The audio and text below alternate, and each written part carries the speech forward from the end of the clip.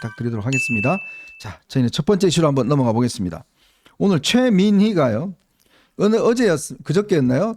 토요일 날 장외 집회를 할 때 최민희가 뭘 했냐면 오마이뉴스하고 인터뷰를 했는데 그것도 보니까 최진봉이가 인터뷰를 했더라고요.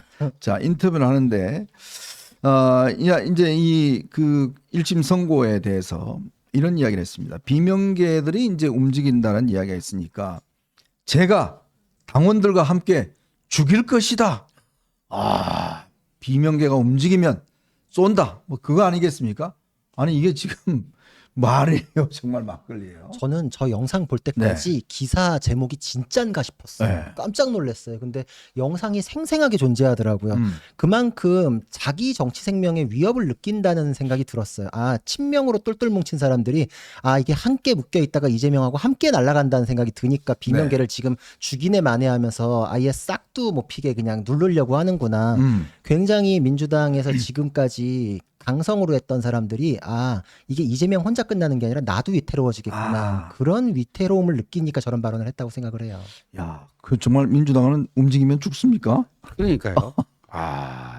근데요, 제가 보니까 이제 이 최민희가 저렇게 뭐 아주 극강의 뭐 언사를 방출을 하고 있지만 보니까요 이미 시작됐어요. 이재명 1급 체제는 균열을 넘어서 이렇게 서서히 가라앉는 침몰의 단계로 간 건데 이게 한겨레 신문과 경향신문이 같은 좌파 계열 신문인데 이재명을 대할 때는 온도차가 좀 있었거든요. 네, 그렇죠.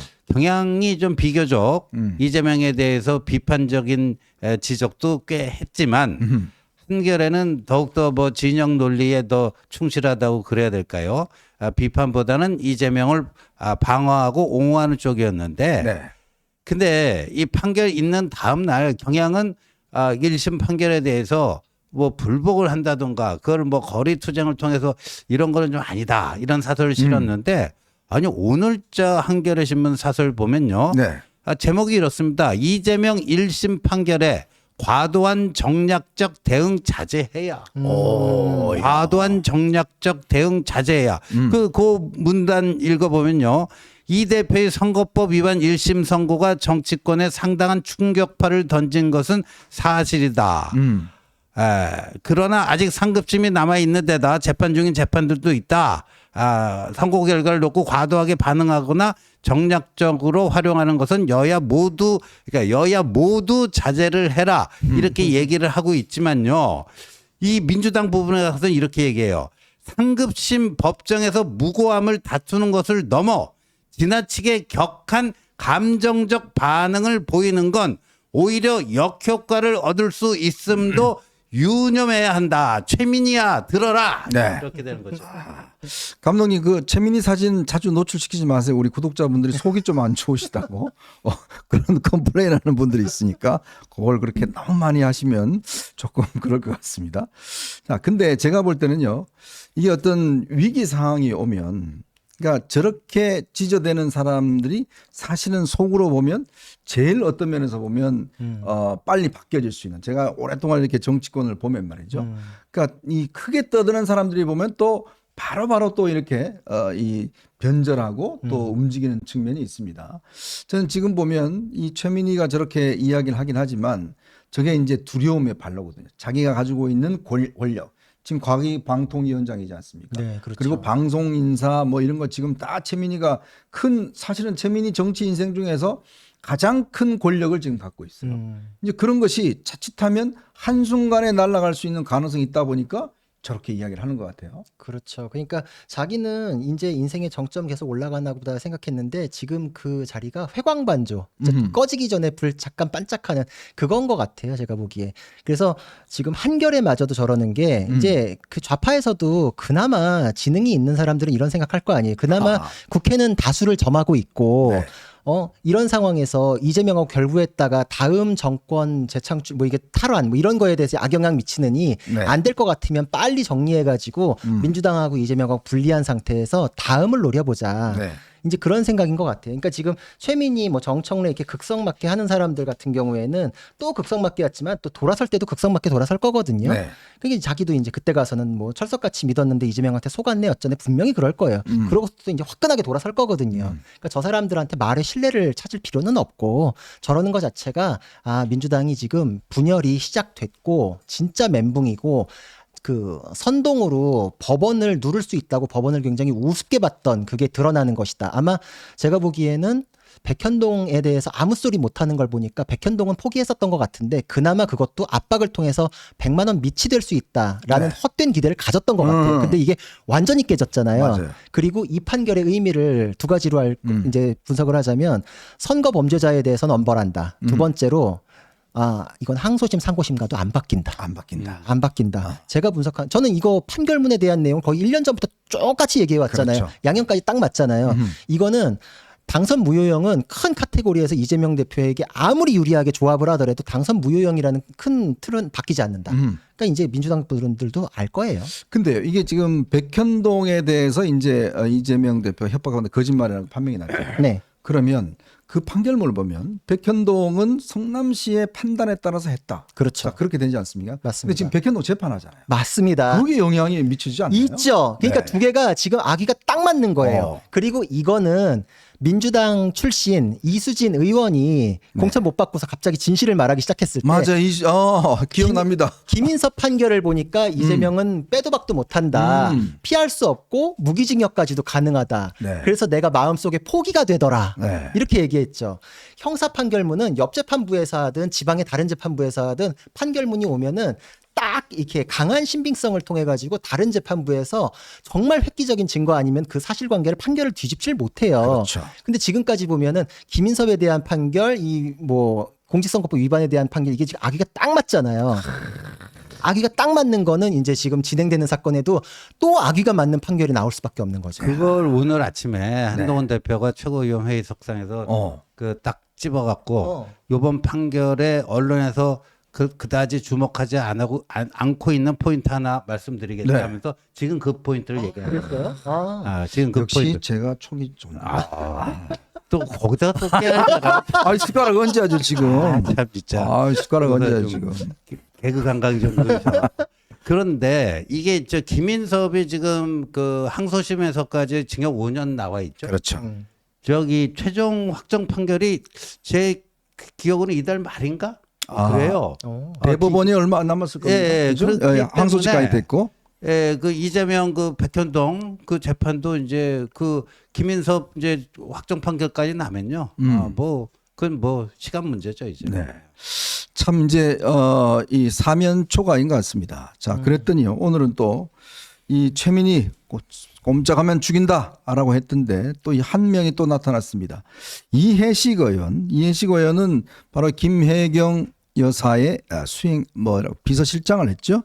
자, 이분이 로마 황제 이제 철학자인 마르쿠스 아울레리우스의 명상록을 인용을 해서 더 훌륭한 인간이 되고자 노력에 기울이는 이러한 사람이야말로 신의 사제요 신의 종이다. 즉 한마디로 이야기해서 이재명이 신이라는 이야기예요. 야, 전 정말 오늘 저걸 보면서 제가 이게 좀 정신이 어질어질했습니다. 어떻게 이재명이라는 사람을 이제 신에 비유하는가? 저 사진도 보면 빗속에서 저 안 죽습니다. 막 그렇게 했던 사진 아니겠습니까? 이재명이 마르쿠스 아울레리우스 같은 저 사람이고 신의 종이다. 신의 사제다.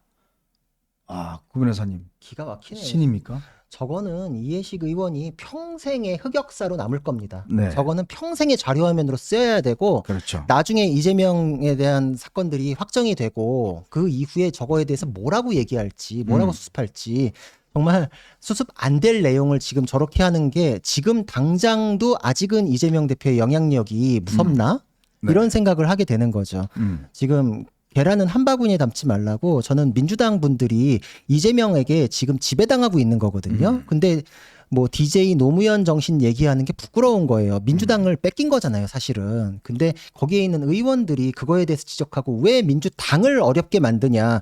민주당이 거짓말한 게 아니라 이재명이 거짓말하는 바람에 이렇게 당이 어려워졌잖냐라는 얘기 한 분도 못하는 거에 대해서는 정말 안타까움을 느껴요. 저거는 국회를 장악하고 있는 야당이 이렇게까지 망가졌나라는 걸 다시 한번 상징적으로 드러낸 장면 같아요. 근데요. 네. 제가 이해식 의원을 왜 주목하냐면 이해식 의원은 원래 이해찬 전 대표의 측근입니다. 맞아요. 최측근인데 그동안 처음에는 이화영이 그 중간 다리를 했어요. 네. 근데 이화영이 이제 구속되고 난 다음에 그 중간 다리를 왜 이해식 의원이 했습니다. 왜 배우자 비서장 시켰냐? 이게 이해찬과 이재명을 연결시키는 고리가 바로 이해식 의원이에요. 그렇죠. 자, 그런 이해식 의원이 지금 이재명을 향해서 신이다라고 이야기를 하고 있는 거 아니겠습니까? 그러니까요. 그 북한 생각이 나는 거죠. 그러니까 어버이 수령을 위해서 우리는 혁명적 대가정론이에요. 네. 북한의 그게 참 그러니까 오랜만에 듣는 이야기입니다. 어버이 수령을 위해서 우리는 다 일치단결해서 말이죠. 총폭탄 정신으로 수령님을 결사옹위해야 한다. 네. 뭐 이거 북한 조선노동당의 구호인데 지금 민주당이 딱 그 짝 아닙니까? 그리고 이게 북한도 왜 이렇게 되냐 보면 그냥 집단 세뇌되는 거 아니에요. 네. 그 세뇌. 근데 요새는 이제 세뇌라는 말보다는 가스라이팅 된다고 그러잖아요. 그 이해직도 이해찬 밑에서 이제 가스라이팅 당하다 보니까 옛날에 자기가 아닌 거죠. 저런 분이 아니었는데. 네. 그렇죠. 근데 그런 것도 볼 필요가 있는 게 의혹이지만 그때 당시에 이화영 진검다리와 쌍방울 쪽과 이해찬 대표 쪽의 커넥션에 대한 그렇죠. 의혹이 많이 나왔거든요. 맞아요. 그래서 저는 정치적 아버지를 얻었다라고 이재명이 이해찬과 연결됐을 때 좋아했다라고 하면서 사실상 운명 공동체로 엮인 게 많다. 이제 갈아타기가 안 되기 때문에 고하는구나 이런 느낌도 들어요. 참 이제 이런 이야기들이 이제 나오고 있는 이야기는 그만큼 내부적으로 두렵다는 이야기일 겁니다. 지금 오는 12월 1일 날 초1회에서 김부겸 전 총리를 모시고 강연을 듣기로 했어요. 이 초1회라는 게 지난 공천 때 잘린 이 친문들 또 원외 이 사람들이 모여서 만든 게 초1회입니다. 네. 박용진 의원 뭐 등등 여기서 중심이 돼 있죠. 박용진도 최근에 보니까 또 뭐 포럼을 본인이 하는 그 포럼을 만든다고 그래요. 그러니까 그거는 그만큼 지금 전체로 보면 딱 이 우리 신호가 오잖아요. 우리 정치판에 있는 신호 오면 자 이재명 이제 끝 가망 없어. 자 그러면 사실상 저는 이 신에 뭐 어쩌고 죽는다 이야기도 이제 이재명을 위한 헌사예요. 이제 당신 곧 아웃되니까 신이 한번 대보시고 그냥 가시라 뭐 이런 의미로 읽혀지는데 우리 지원님도 잘 아시겠지만 이 정치판이라는 게 얼마나 촉이 빠릅니까? 그럼요. 그 얼마나 누가 맛이 간다 그러면 제일 먼저요 그 집에 이 기자들이요 저도 오래 생각을 해봤지만 기자들이 어떤 사람이 조금 맛이 갔다 그러면 그 집에 전화 안 해요. 그리고 안 가요. 그다음에 개새끼 한 마리 왔다 갔다 하지 않습니다. 이게 아주 싸늘합니다. 그렇죠. 그러니까 지금 보면 이재명 옆에서 막 저렇게 고함치고 하는 것들 보면 그만큼 이재명의 운명이 이제 얼마 남지 않았다 이런 거 아니겠습니까? 그 얘기죠. 그러니까 최민이나 이해식이나 저렇게 이제 지저댄다. 그러니까 개가 지저될 때 그때가 가장 두려웠을 때 개가 큰 목소리로 지저댄다 하는 건데 지금 최민희 의원이나 이해식 의원을 보면 그와 비슷한 상황이 아닌가 이렇게도 보여지고요. 네. 아까는 이제 뭐 가스라이팅 당해갖고 그런 거 아니냐. 표면적으로 보면 그런 해석이 가능한데 네. 설마 그래도 이 자유민주주의 사회에서 그 정도 눈치가 없겠습니까? 그런데 아마도 이제 주명 야 딴짓거리, 주명 야 딴짓거리 그 모드로 서서히 이행해 나가는 것이 뭐 분명해 보입니다. 참 정치판이 냉정한 게 권력의 움직임들을 국회의원들은 매일매일 보잖아요. 그렇죠. 그러니까 그동안을 보면 이재명이 저는 오늘 박균택 의원이 인터뷰를 한 걸 보면서 참 놀란 게 뭐냐면 네. 아니 기자들이 물었잖아요. 아니 그동안 이거 지금 이렇게 유죄 나올 줄 몰랐습니까? 그러니까 이제 왜냐하면 그 내부에 그렇죠. 변호사들 많잖아요. 그렇죠. 그때 박균택이 하는 이야기가 우리는 한 번도 유죄라는 거를 생각해 본 적이 없습니다. 그러니까 그게 뭐냐면 내부적으로 자기들끼리는 이재명 유죄는 무조건 제해놔놓고 그렇죠. 이 부분만 가지고 논의하니까 결국 재판 전략이라는 게 지금 구별을 잘 아시겠지만 사실은 좀 더 논리적으로 뭔가 접근하면 충분히 제가 볼 때는 뭔가 논리를 펼 수 있는데 저렇게 팍 당한 거 보면 그러니까 완전히 확증 병향이 있은 거예요. 자 이재명은 무조건 무죄다. 그 유죄는 말도 하지 마 너. 그렇죠. 너 유죄 말하면 너 죽어. 뭐 이런 분위기가 아니었나 싶어요. 그러니까 이게 조작 수사다, 정권 탄압이다라고 자기들이 규정을 해버렸잖아요. 그러니까 그 안에서 논리와 상실이 죽어버린 거예요.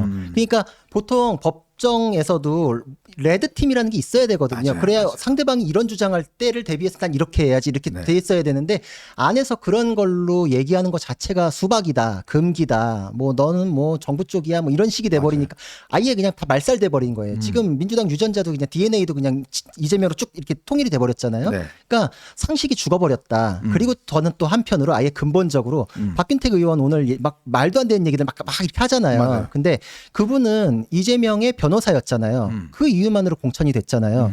이재명 대표 스스로가 사법 리스트 원래 자기 죄는 자기가 제일 잘 알거든요. 그렇죠. 이런 일이 왔을 때 나하고 관계없이 혼자 설 수 있는 사람들은 나에게 금세 돌릴 수 있다. 하지만 내 변호사였던 사람, 내가 꽂아준 사람, 나 아니면 안 되는 사람들로 의석을 채워놓으면 그나마 버틸 힘이 생기겠지. 그러니까 지금 그냥 무지성으로 얘기할 사람들만 애초부터 공천 때 이렇게. 그러니까 그 학살이 지금 이것 때문에 벌어진 거다 이렇게 볼 수 있죠.